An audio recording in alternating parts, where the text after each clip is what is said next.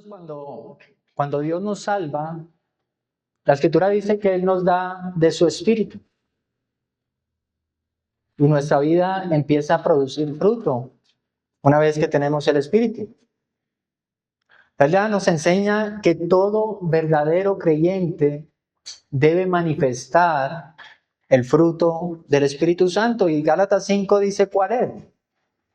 Pero el fruto del Espíritu es amor, gozo, paz, paciencia, benignidad, bondad, fidelidad, mansedumbre, dominio propio. Contra tales cosas no hay ley. Pues los que son de Cristo Jesús han crucificado la carne con sus pasiones y deseos. Y un creyente también es alguien que se deleita en la palabra de Dios. Dice la Escritura en el Salmo 119, me deleitaré en tus estatutos y no olvidaré tu palabra.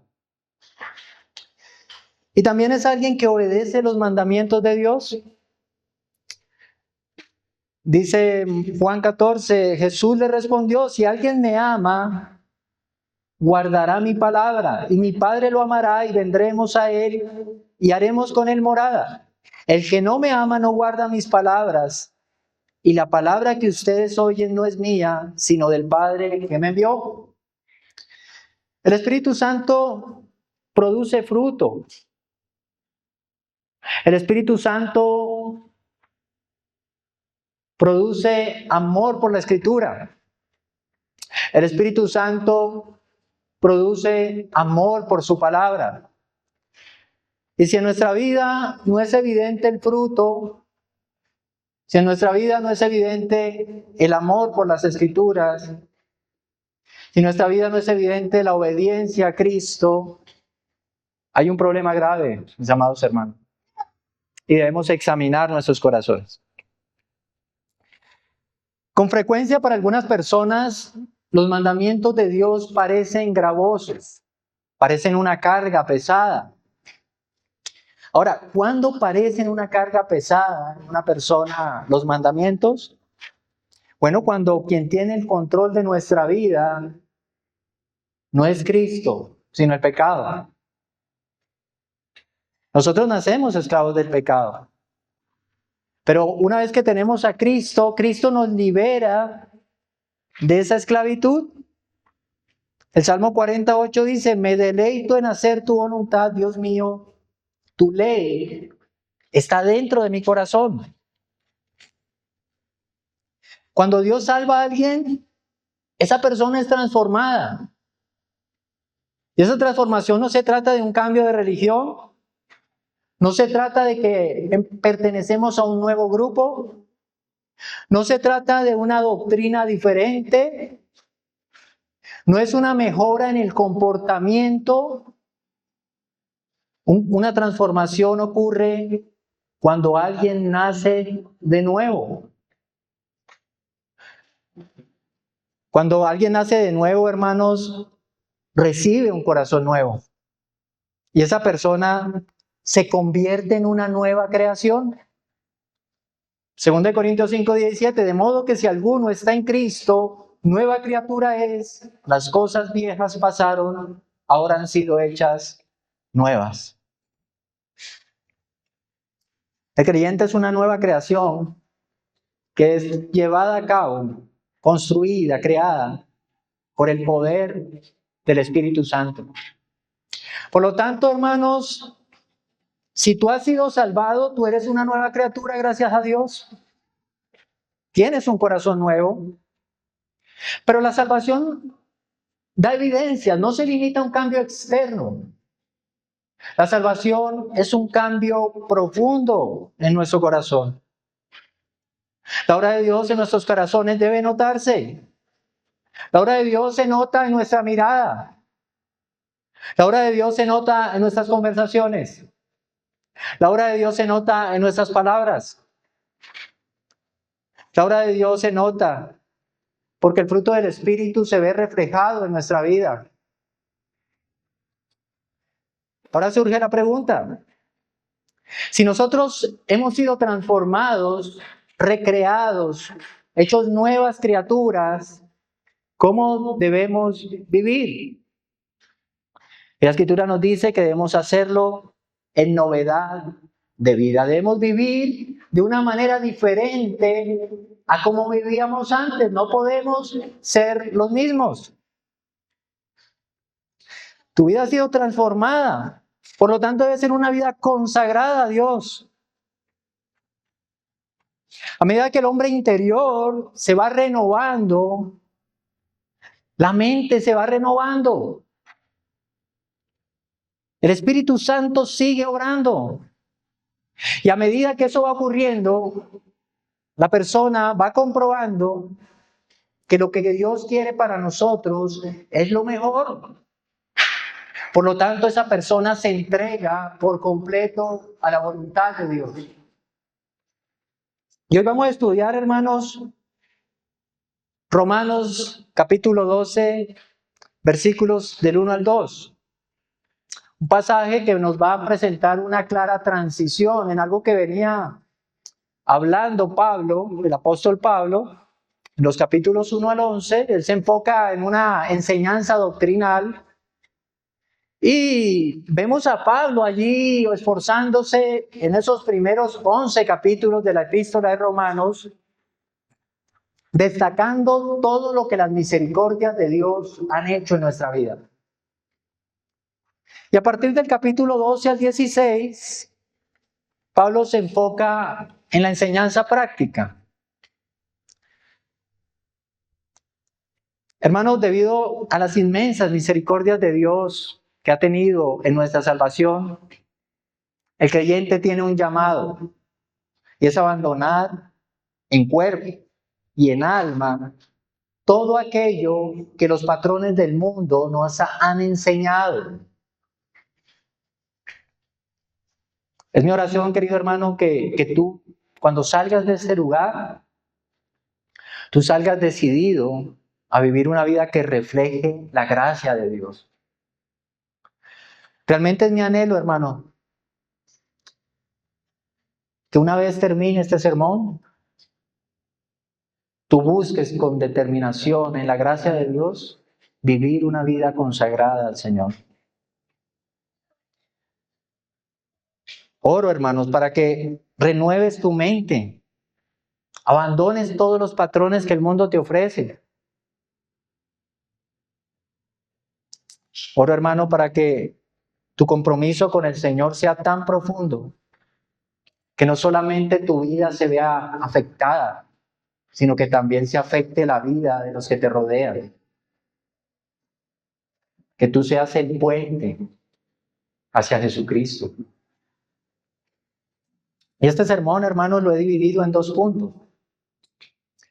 El primer punto, una vida consagrada, versículo 1.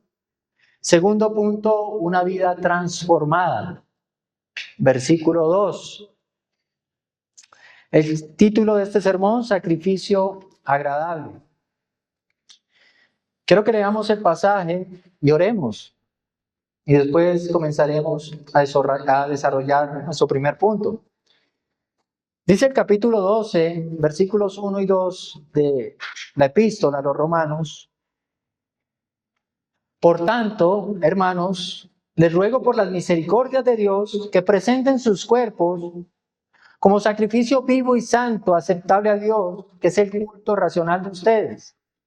Y que no se adapten a este mundo, sino transfórmense mediante la renovación de su mente, para que verifiquen cuál es la voluntad de Dios, lo que es bueno, aceptable y perfecto. Amén. Vamos a orar. Padre amado, tú conoces nuestra debilidad, pero tú eres nuestra fortaleza. Tú conoces nuestros corazones, pero tú eres quien transforma el corazón. Tú conoces lo que nos distrae, Señor, pero tú eres nuestro enfoque.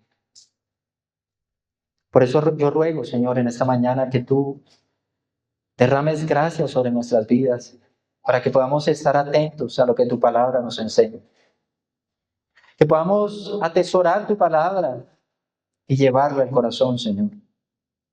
Que podamos vivir vidas santas que te honren y que te glorifiquen.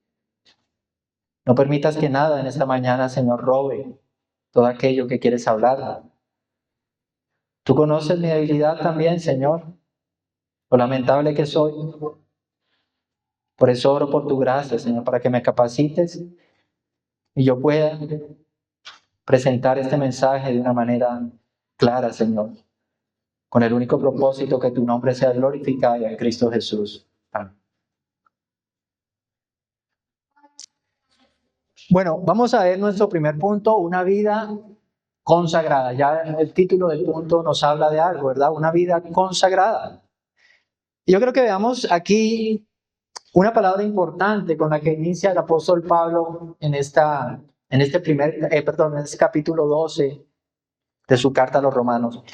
Él dice, por tanto, la Biblia de las Américas traduce por consiguiente. Nosotros tenemos la versión Nueva Biblia de las Américas. Hay otras versiones que traducen así que, y podríamos utilizar otras palabras, entonces, o como resultado de esto, y aún así sería una buena traducción. ¿Y cuál es la importancia de esa primera palabra del versículo 1 del capítulo 12? Es que esta palabra es un conector, está conectando algo que viene de los primeros 11 capítulos. Quiere decir que aquí hay una transición. Pablo viene desarrollando, como les decía en la introducción, una exposición profunda, doctrinal, acerca de la oscuridad del hombre, del pecado del hombre, la condición en que el hombre se encuentra. Pero también Pablo empieza a hablar de la maravillosa gracia que Dios ha derramado en ese hombre pecador. Cómo Dios por su misericordia rescata al hombre pecador. Y cuando inicia el capítulo 12, se conecta toda esa enseñanza.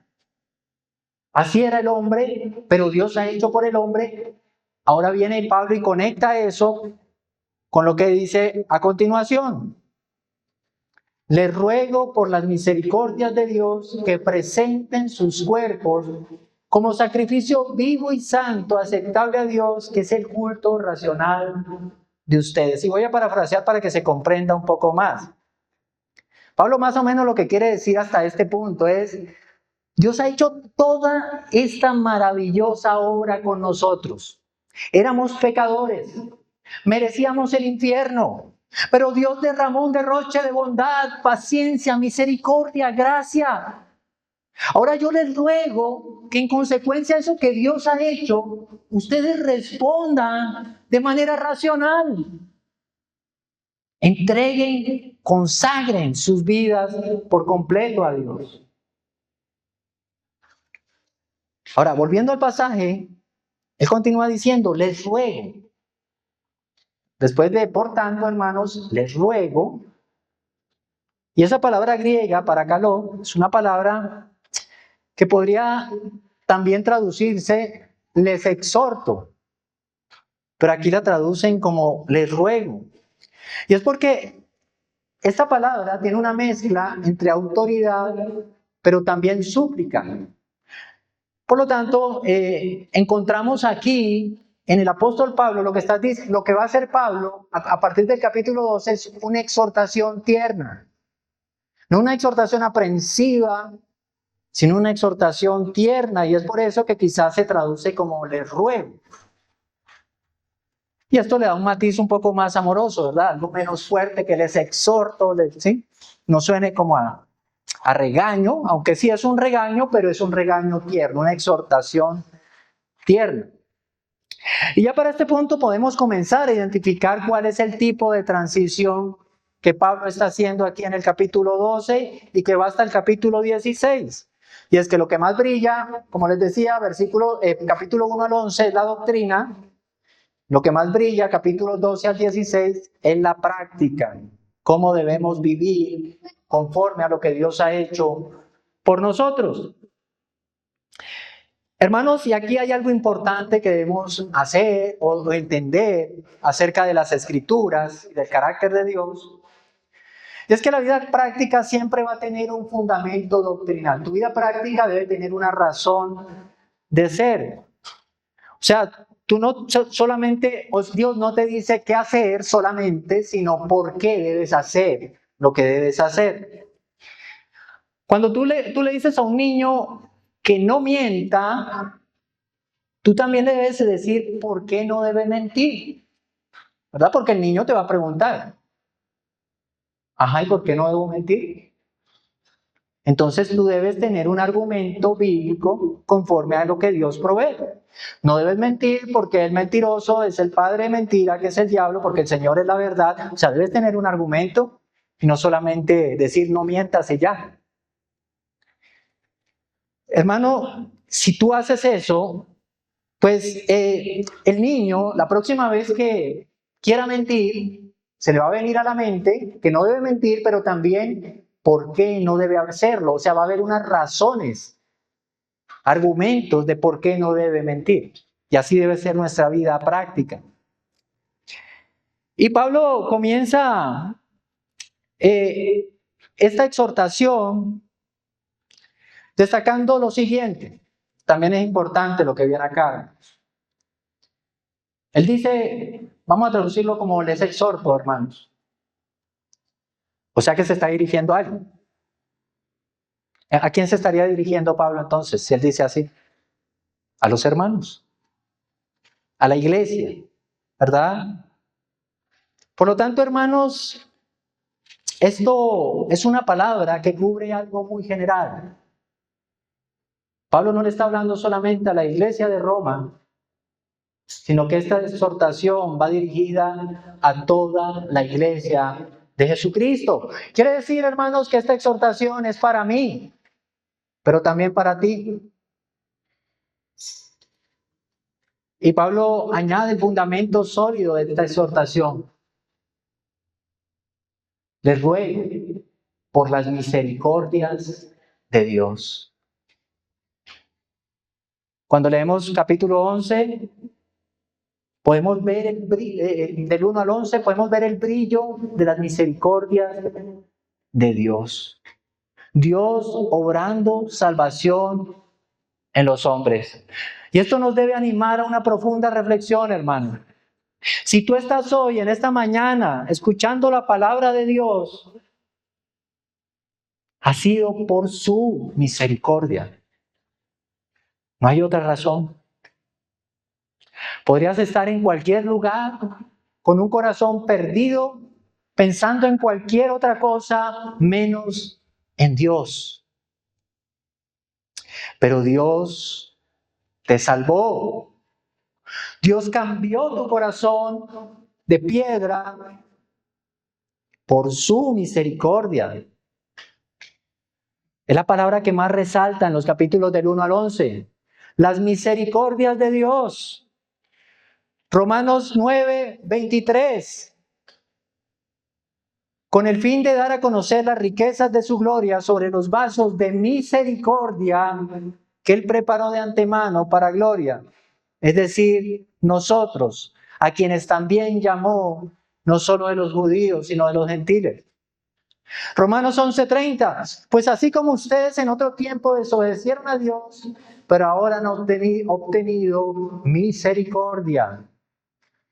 Romanos 11:32, pues Dios ha encerrado a todos en desobediencia para mostrar misericordia a todos. Una palabra que encontramos en la epístola a los Romanos una y otra vez. Misericordia, misericordia, misericordia. Hermano, no hay fundamento más sólido para nosotros dedicar y consagrar nuestras vidas a Dios que la misericordia de Dios, que el amor de Dios, que lo que Dios ha hecho por nosotros. Somos desagradecidos, amados hermanos, porque nosotros no meditamos en lo que Dios ha hecho por nosotros. Leemos la Escritura, escuchamos sermones, pero no meditamos en su gran amor. Él nos amó primero, cuando no merecíamos su amor.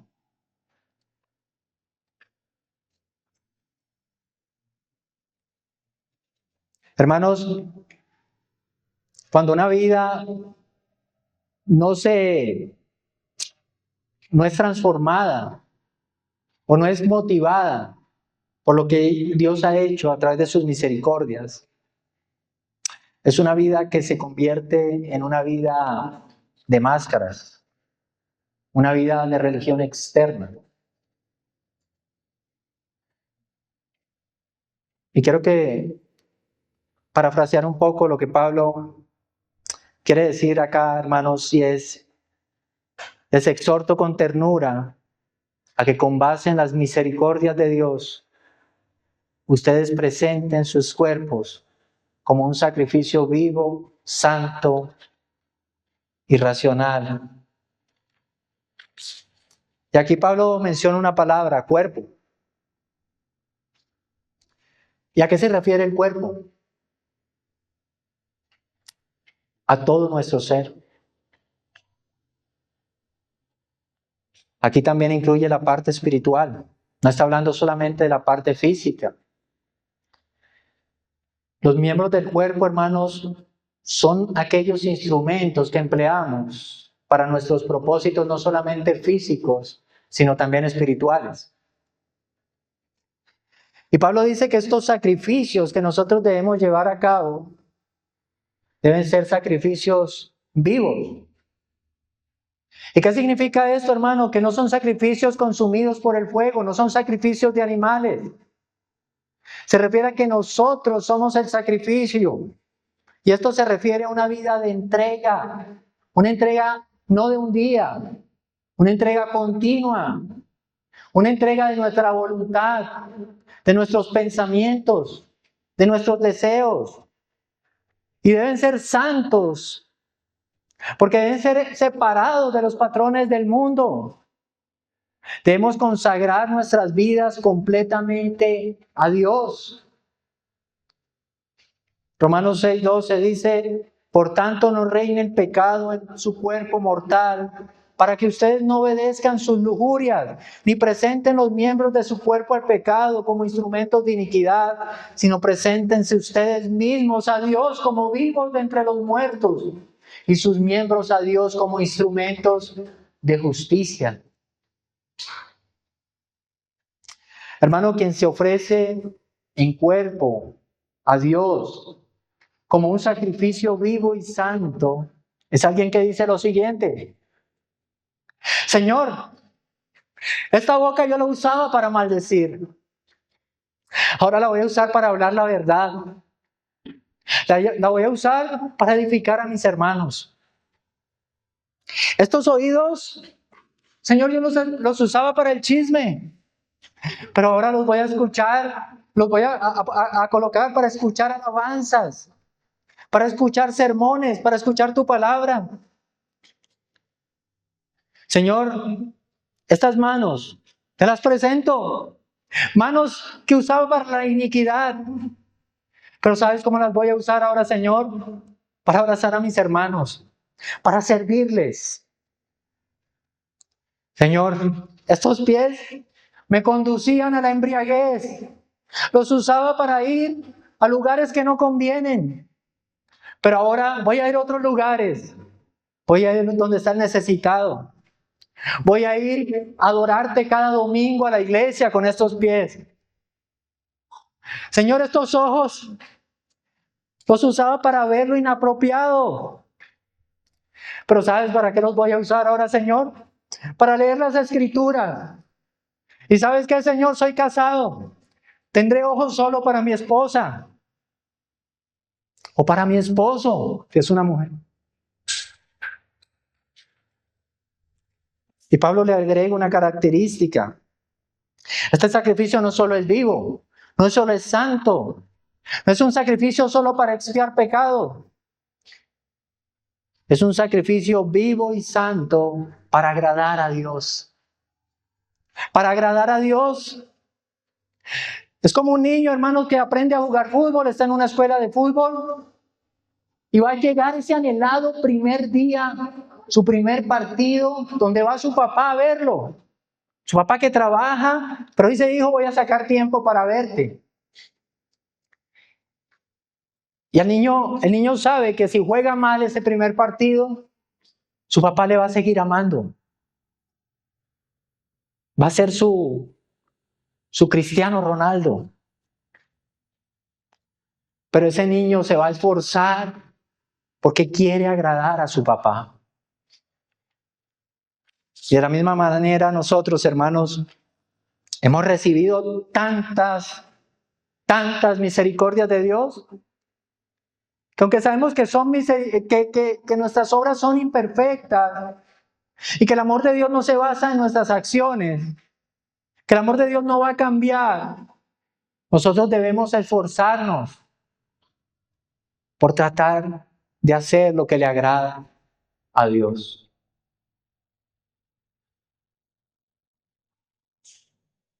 Nuestras obras pueden ser mamarrachos.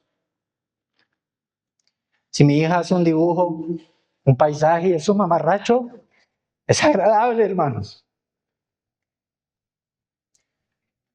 Nuestros mamarrachos, nuestras obras, son agradables a Dios cuando las hacemos para Él.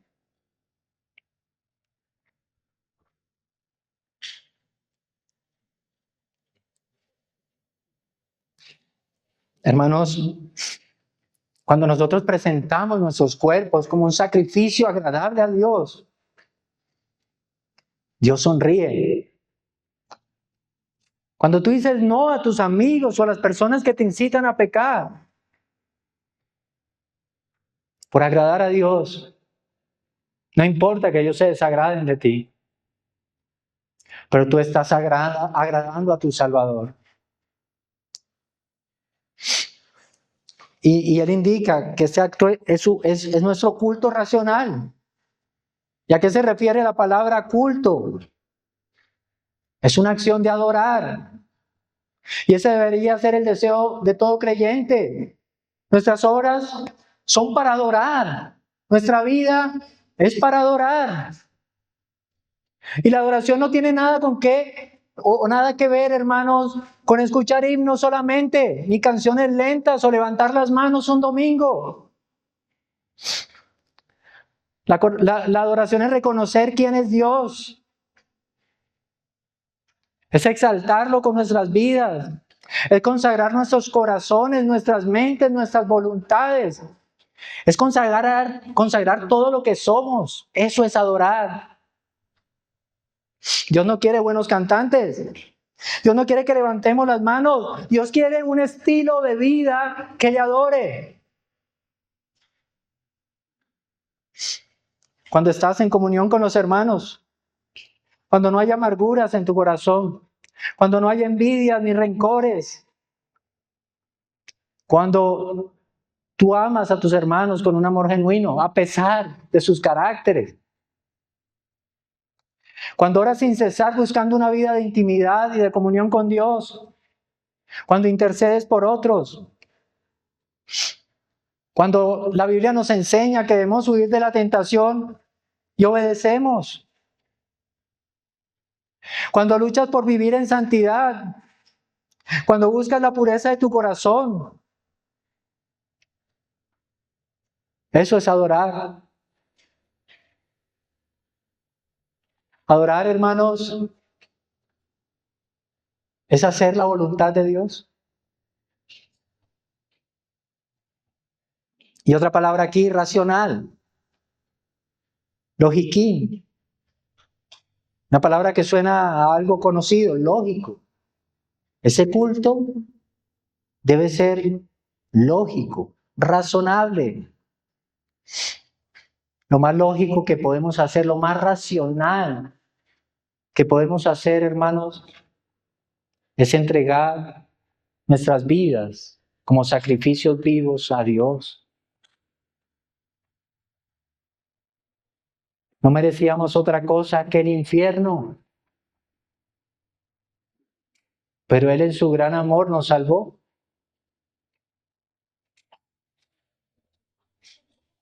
El pecado no te conviene, hermano. El pecado te destruye. Dios mató a su Hijo por ti. A Dios le importa lo que hacemos con el cuerpo. Un cuerpo que usábamos para la maldad. Debemos usarlo para Dios, ser sacrificios vivos, ofrendas vivas para Dios. No hay nada más racional que vivir para aquel que entregó su vida por nosotros. Y lo que se requiere, hermanos, es una entrega personal completa, motivada por la gratitud. Dios ha hecho mucho por ti.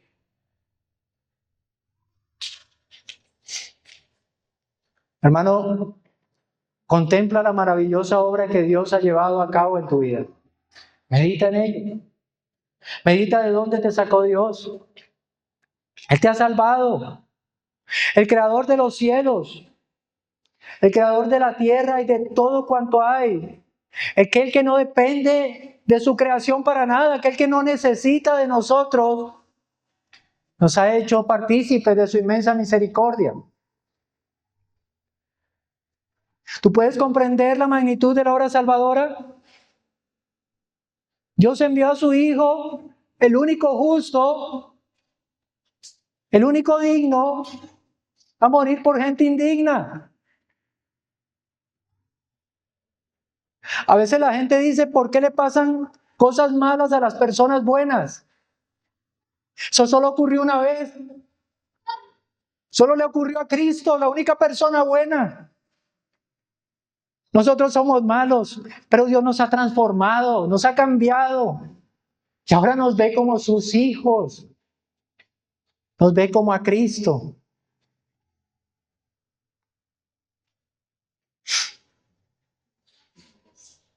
Después de entender, hermanos, todo lo que Dios ha hecho por nosotros en Cristo Jesús, ¿cómo es posible que puedas permanecer en una vida cristiana liviana? Cristo no solo nos rescató de la esclavitud del pecado, Él nos concedió la promesa de la vida eterna. ¡Cuánta bondad! ¿A qué puedes comparar esa bondad? A lo largo de nuestras vidas, ¿qué habíamos hecho, hermanos? Acumulado suficientes razones para merecer el infierno. Caminábamos rumbo a la condenación, quebrantando la ley de Dios día y noche. Reflexiona cuál es la condena que mereces. Quebrantar la ley de un Dios justo y santo. ¿Qué es lo que mereces? Ahora, después de considerar lo que mereces, piensa en lo que Dios hizo por ti. Lo más razonable no es vivir para Él. No es suficiente lo que el Señor ha obrado para que tú no decidas consagrar tu vida a Él. Renuncia a ti. Vive para Él. Eso es tener una vida racional.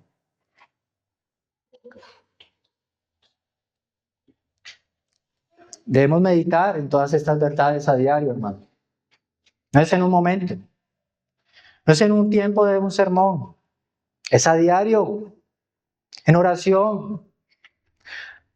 Debemos aprender a vivir vidas fieles.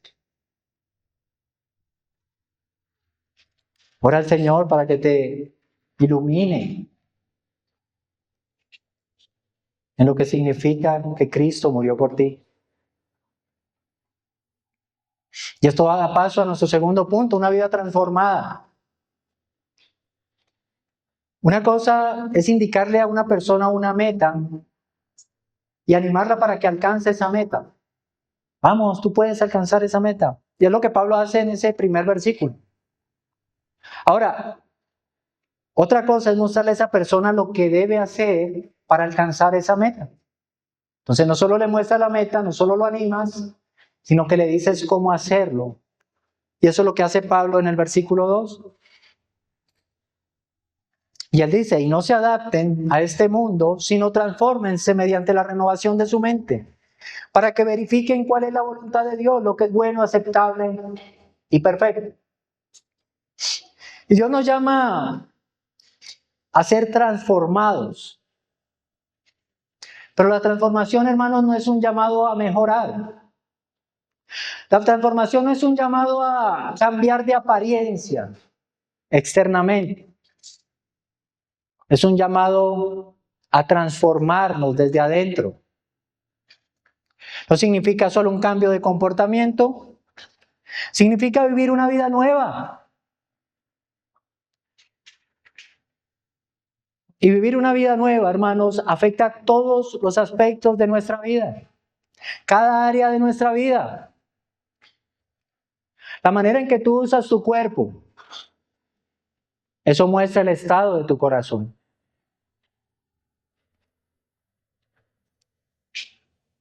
La transformación interna comienza con un inconformismo. No se adapten a este mundo, inconformes con este mundo. Hermanos, el mundo aquí representa o Pablo está hablando más bien de ese estilo de vida, de ese sistema de cosas. Pablo dice, no se adapten a eso. La transformación, hermanos, empieza cuando tú dices, ya no más. Desde mis ideas hasta mis acciones van a glorificar a Dios, van a ser conforme a la voluntad de Dios, ya no más con los pensamientos del mundo, ya no más con el pecado. Hoy encontramos al mundo en la iglesia.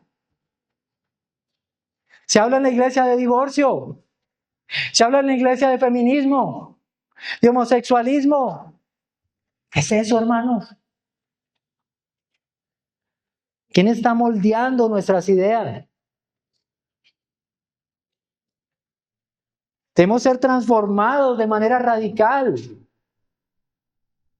Nuestra manera de pensar, tu forma de hablar, tu forma de vestir, la manera en que reaccionas cuando te disgustas, tus pasatiempos, tus compañías.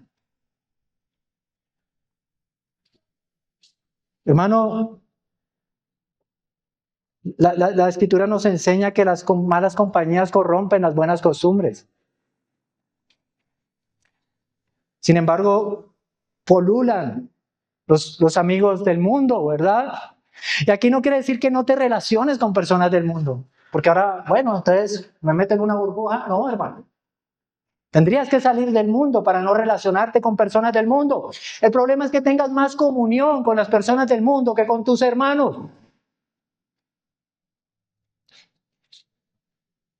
Todo esto, hermano, debe mostrar de ti que quien moldea tu vida no es el mundo, sino Dios. Y para ser transformados debemos renovar nuestra mente. Una nueva forma de pensar. La forma en que tú pienses, eso determina la manera en que tú vives. Debemos quitarnos de encima viejos pensamientos, reemplazarlos por nuevos pensamientos que correspondan a la verdad de Dios. Lo que no es la verdad de Dios, deséchalo, no sirve. La renovación comienza en la conversión, pero no para allí. La Escritura enseña que el creyente va como la luz de la aurora, en aumento. No puedes ser el mismo cuando te convertiste. Un niño va creciendo, ¿verdad? Nace y sigue creciendo y va cambiando su pensamiento, va madurando. Pero no puede ser, a menos que haya un problema, pero no puede ser una persona de 30 años pensando como un muchacho de 15, ¿verdad?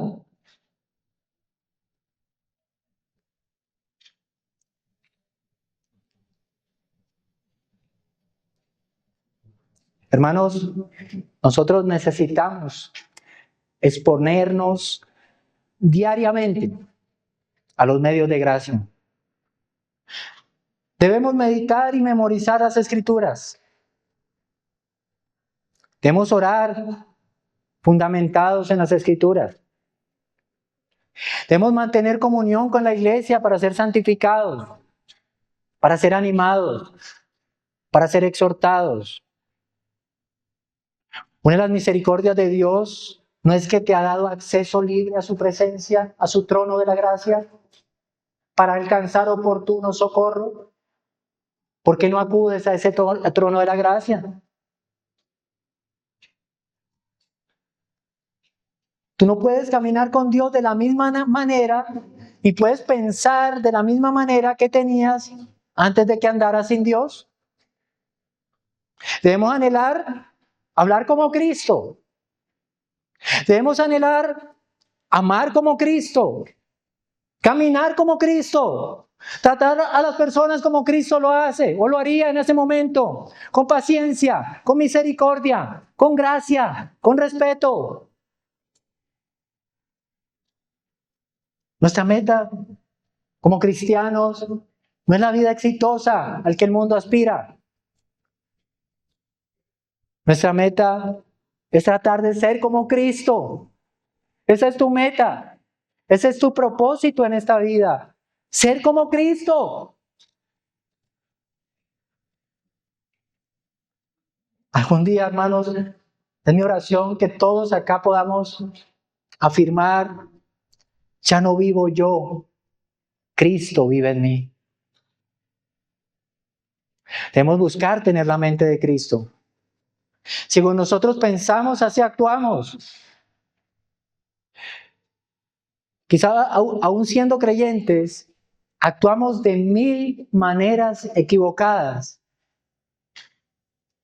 siendo creyentes. Porque todavía pensamos con nuestra mente y no con la mente de Cristo. Actuamos sin misericordia. ¿Cristo actuó sin misericordia? Hemos hablado de todas las misericordias de Dios. Reaccionamos con ira, porque somos el centro del universo. Y cuando algo se aparta de mi universo, me da ira. Actuamos con egoísmo, con vanagloria. Cerramos nuestro corazón al hermano. Nos endeudamos más por la vanidad que por la necesidad. Escogemos muchas veces mal al cónyuge, motivado más por las emociones que por la piedad. Juzgamos con prejuicios. Cuando nosotros hablamos mal de una persona, la estamos juzgando y expresando con nuestra boca lo que nuestra propia mente piensa de esa persona. Pero si nosotros pensáramos como Cristo piensa, hermanos, actuaríamos como Cristo.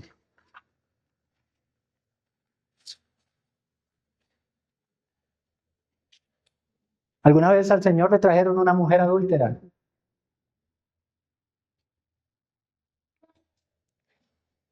¿Qué pensaban estos hombres que la traían? Es una adúltera. Debe morir. Debe ser ejecutada. Destruyan a esa mujer. Pero Cristo, ¿cómo pensaba? Es una pecadora que necesita la gracia de Dios.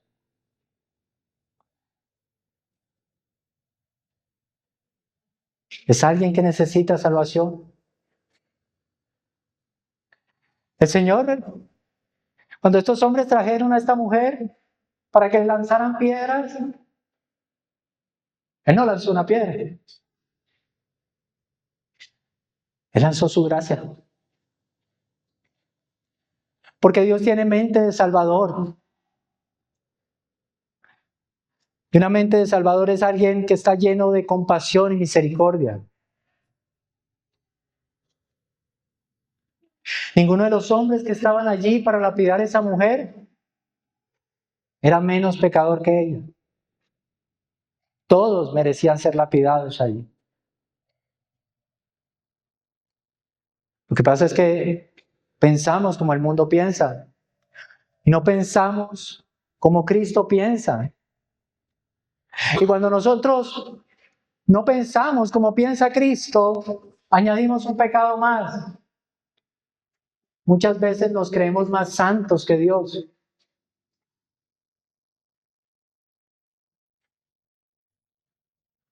Y un hijo de Dios entiende todo esto. Y sabe que es fundamental esforzarse. Porque Dios ha cambiado tu corazón. Tienes una responsabilidad ante Dios. A veces malinterpretamos la gracia, pero somos llamados a esforzarnos, a renovar nuestra mente. Debemos huir del pecado. El pecado nos aleja de la presencia de Dios. Hermanos, una mente contaminada por el pecado fácilmente acepta y justifica lo que el mundo le dice. Se adapta a las ideologías del mundo.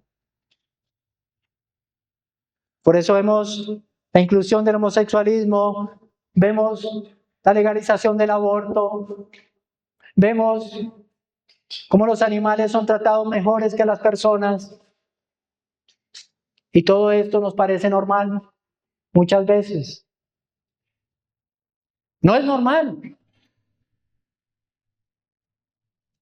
Debemos esforzarnos para llevar nuestra mente y nuestros pensamientos cautivos a la obediencia a Cristo. Debemos abandonar lo que desagrada a Dios y debemos obedecerle porque allí estaremos glorificando a Dios. La pregunta es, ¿obedeces a Dios?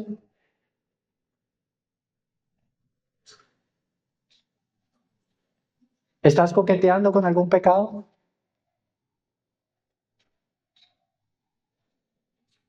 ¿Cómo son tus conversaciones? ¿Qué es lo que tú miras? ¿Qué es lo que tú escuchas cuando nadie te ve? ¿Cuál es tu comportamiento cuando nadie te ve? No puedes vivir una vida aislada de Dios y decir que eres de Dios.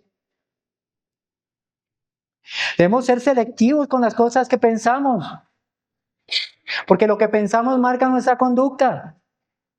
Lo que invada tu mente, tus ojos, tus oídos, va a moldear tus acciones.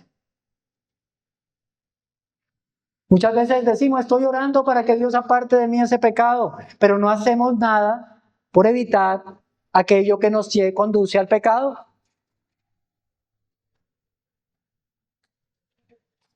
La Biblia nos dice lo que debemos hacer. Pensar en todo lo bueno, en todo lo puro, en todo lo santo. Debemos obedecer a todo lo que está escrito en la palabra de Dios. La Biblia no es para abrirla en el Salmo 91 y dejarla a la entrada de la casa. La Biblia es la palabra de Dios y estamos llamados a obedecer la palabra de Dios. Pero ¿cómo podemos obedecer la palabra de Dios si no meditamos ni leemos la palabra de Dios? ¿En qué piensas? ¿Solo en lo bueno? ¿Piensas en lo puro y lo santo? ¿Qué es lo que más consume tus pensamientos a lo largo del día? ¿En qué piensas cuando te vas a dormir? Nos creemos fuertes, pero no debe ser así, hermanos. Debemos pedir ayuda a Dios en oración.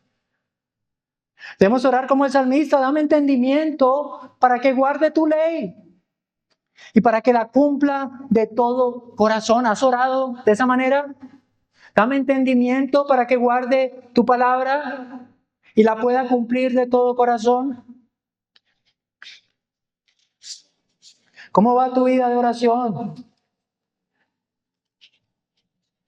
La vida de oración de una persona marca la diferencia en su vida cristiana.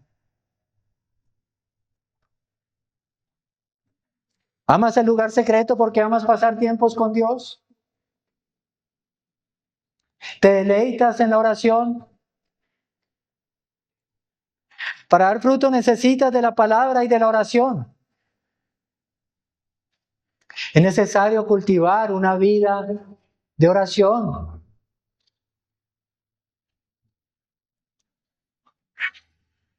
Quizás sientes que no estás creciendo. pero otros crecen. No sabes cómo servir al Señor, pero ves cómo otros sirven. Anhelas dar fruto, pero no oras. No meditas en la Escritura. No tienes lugar secreto. No hay comunión con Dios. No vas a dar fruto. Y quizás te conformas con leer solo las Escrituras para cumplir un checklist. Ya leí hoy los 3 versículos del día. Pero ¿dónde está tu vida de intimidad y de comunión con Dios? A mí no me gusta mencionar la palabra devocional porque suena a un requisito.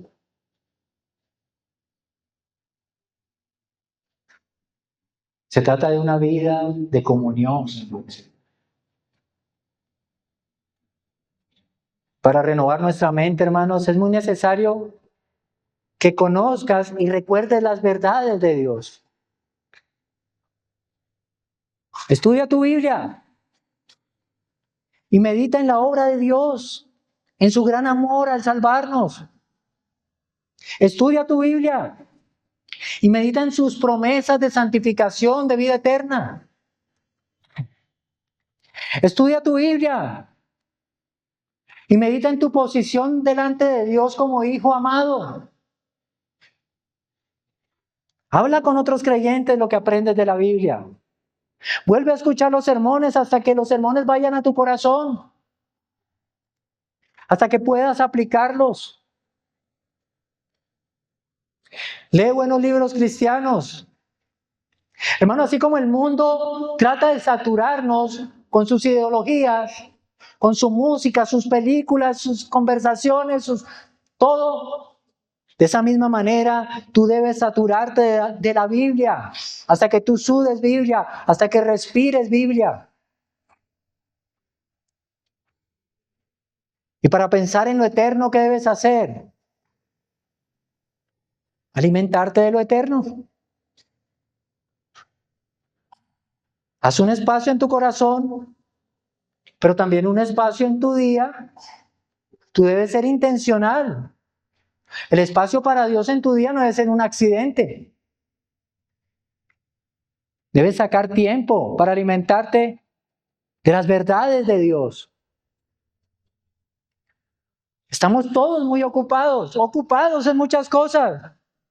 ¿Quién tiene tiempo para orar? ¿Quién tiene tiempo para leer la Biblia? ¿Quién tiene tiempo para servir a los hermanos, para llamarlos? Sé que están enfermos, pero no tengo tiempo. Vive al lado de mi casa, pero no tengo tiempo para visitarlo. Estamos muy ocupados. Hermano, entonces, elige cosas que puedas reemplazar para tener tiempo. Quítale tiempo a otras cosas para que puedas tener tiempo para las cosas del Señor. Pero tú sabes lo que significa reemplazar algo en mi agenda tan importante. Claro que significará algo. Quizás significará menos tiempo en el celular, menos tiempo en el computador revisando Instagram y Facebook. Quizá 1 hora menos de gimnasio, quizá una casa menos limpia.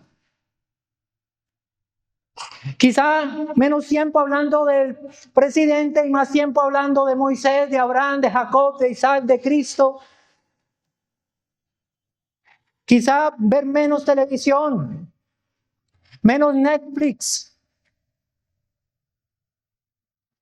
Quizá tener menos horas de sueño. Cuando nosotros sacrificamos tiempo de algo que nos gusta hacer con el propósito de alimentar nuestra vida espiritual, es reconocer que lo más importante de mi vida es Cristo. Que lo más importante es mi relación con Él. Si tú mantienes los mismos compromisos y le das el tiempo que sobra a Dios, eso refleja tu poco interés en tener una verdadera comunión con Dios.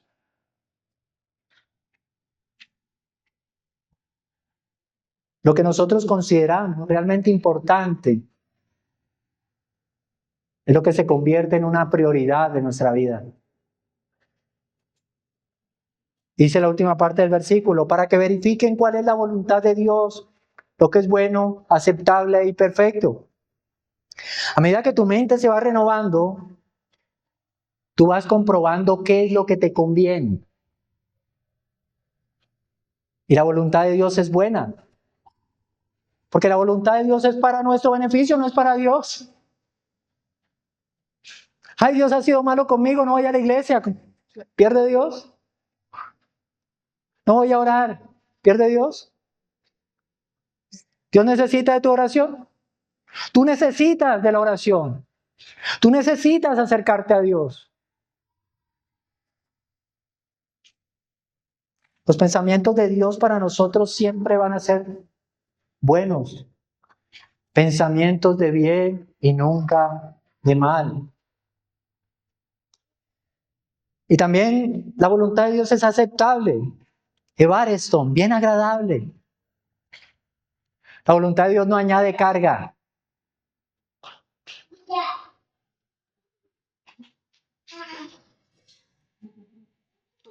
Muchas veces él dice,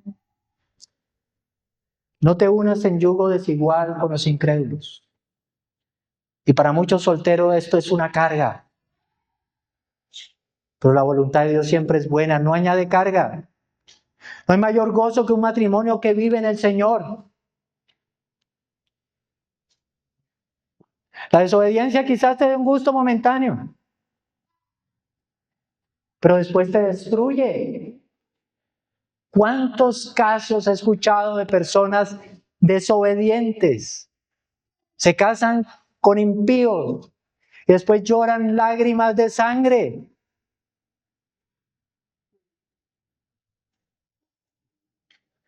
La voluntad de Dios es perfecta. No presenta error, es completa. Estás seguro en la voluntad de Dios. Lo que Dios te dice, tú lo haces tranquilo, estás seguro. Es perfecta. Es agradable. Es buena para ti. No tienes nada más que buscar.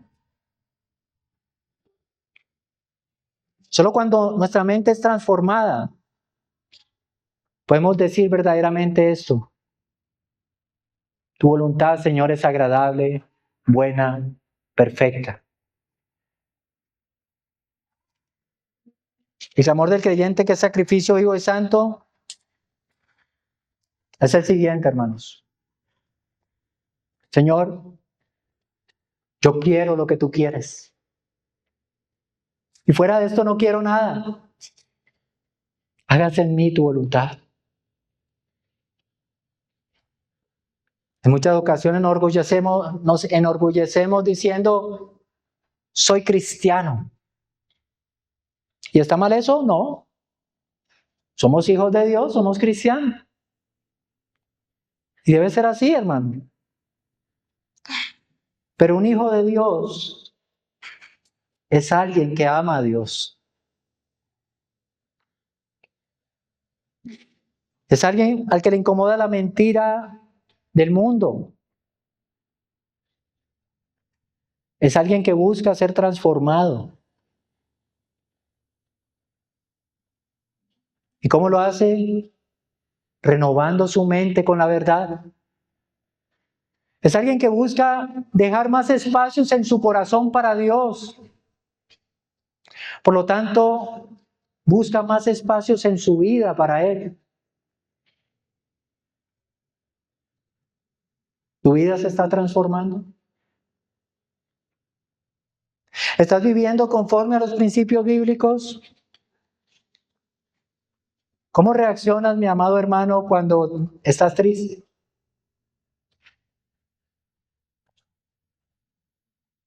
Cuando estás desanimado. Cuando estás enojado, ¿cómo reaccionas? Cuando estás preocupado. Cuando el pecado te atrae.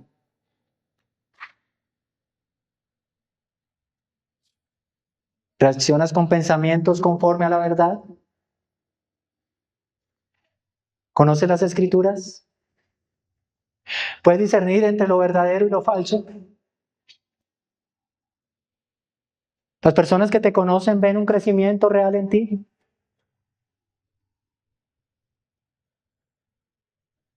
¿Estás experimentando un cambio desde tu corazón?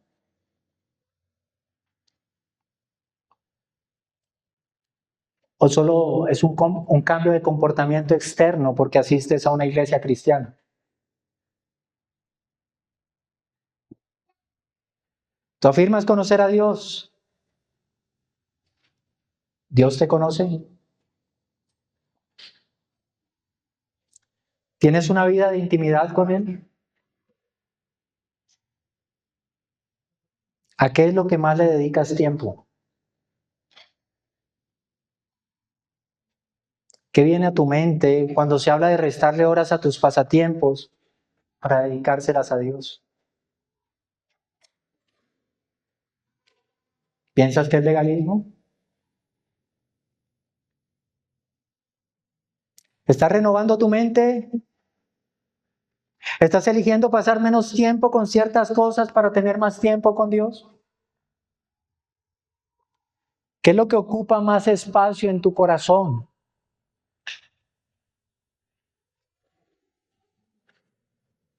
Y quizá, amados, no nos detenemos muchas veces a meditar en todo esto. Pero si tú reconoces que no lo estás haciendo bien, dale gracias a Dios, porque su gracia hoy te lo está mostrando. La vida del creyente es una vida de constante arrepentimiento y fe. De eso trata el Evangelio. Si te caíste, hazlo como hace mi hija. Se cae, se sacude el polvo y sigue adelante. Y así debemos ser los creyentes. Muchas veces aprendemos de los niños. Podemos caer, pero no debemos quedar paralizados. Debemos correr a la cruz. Hay gracia en la cruz. Hay un Salvador que murió. Y hay un Salvador que está interesado en tu santificación. Camina hacia Jesús. No te desanime esto, hermano. Esto no es para desanimarnos. Esto es para que examinemos nuestro corazón y caminemos hacia Cristo. Ahora, ¿qué pasa si eres alguien que las verdades de Dios no te atraen? Que no te conmueven. Donde el Cristo no es suficiente ni su gran amor. Bueno, el mensaje que acabas de escuchar es una invitación a ser transformados, entregándonos por completo a Dios. La pregunta es ¿por qué debemos hacer esto? La respuesta es porque Jesucristo, el Hijo de Dios, se ofreció como sacrificio en una cruz.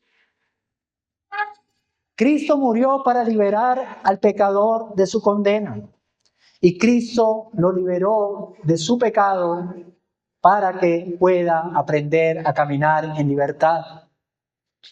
No debes, ni es necesario, amigo, si no has confiado en Jesús, que lleves a cuesta tu pecado, si hay un Salvador. Y ese Salvador ofrece perdón. Ese Salvador ofrece vida nueva. Arrepiéntete y camina hacia Cristo. En este mundo hay muchas voces, hermanos, y nos dicen cómo debemos vivir, qué debemos desear, qué metas debemos perseguir. ¿Y qué sucede cuando seguimos las voces del mundo? Vacío, insatisfacción. Siempre queremos más. ¿Para qué continuar errantes en este mundo? ¿Para qué, querido amigo, si no has confiado en Cristo, buscas un propósito donde no hay propósito? El verdadero propósito está en Cristo, en una relación con Dios. Arrepiéntete hoy de todos tus pecados y confía en ese Salvador. Como creyentes, ya para concluir, hermanos, estamos llamados a presentar cada área de nuestras vidas como una ofrenda a Dios. Cada área de nuestras vidas. Y eso implica que hay una vida completa consagrada. Una vida que debe ser un testimonio de alguien agradecido, alguien que entiende las misericordias de Dios. Él envió a su Hijo para rescatarnos, limpiarnos y brindarnos vida eterna. Y renovar nuestra mente no es algo que ocurre una vez, es un proceso diligente, continuo. Para renovar nuestra mente debemos saturarla de la verdad de Dios. Debemos cambiar, ser transformados, cambiando nuestros patrones de pensamiento inútiles. El mundo a menudo nos presiona para que sigamos sus estándares. Pero debemos resistirnos al mundo con diligencia. Esforzarnos en Cristo para que nuestras vidas sean transformadas a través del Espíritu Santo en la comunión con Él. La vida en Cristo nos capacita para discernir la voluntad de Dios, hermano. Una voluntad buena, agradable, perfecta. Cuando tú entiendes la voluntad de Dios, esto te da fundamentos para tomar decisiones, acciones correctas. Nuestra transformación interna se manifiesta en nuestra vida externa y empezamos a ser testimonios vivos. La obra de Cristo es visible en nosotros. Hermano, y eso es un verdadero puente para aquellos que no le conocen. Alguna vez una persona preguntó a su pastor, ¿qué significa ser un sacrificio vivo? Y el hombre muy sabio tomó una hoja de papel en blanco y le dice a esta persona, coloca tu nombre al final de esta hoja en blanco y deja que Dios sea quien la llene. Esa debe ser nuestra vida. Que sea Dios quien llene nuestra vida con su verdad. Dios no ha retenido ninguna bendición para nosotros, hermano. Nos ha dado aún la mayor de las bendiciones. Él nos dio a su Hijo. Ahora, ¿qué pide de nosotros? Que a través de una vida transformada mediante una mente renovada, lo amemos como Él nos ha amado, que consagremos nuestras vidas, que lo hagamos de manera consciente, inteligente, voluntaria.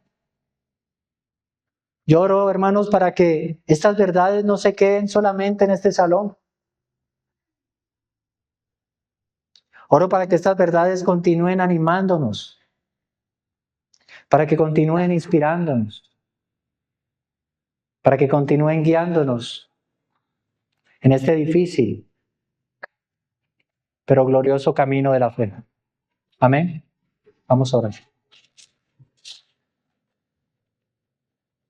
Padre Santo, te damos gracias, Señor, por tu bondad, tu paciencia y tu misericordia con nosotros.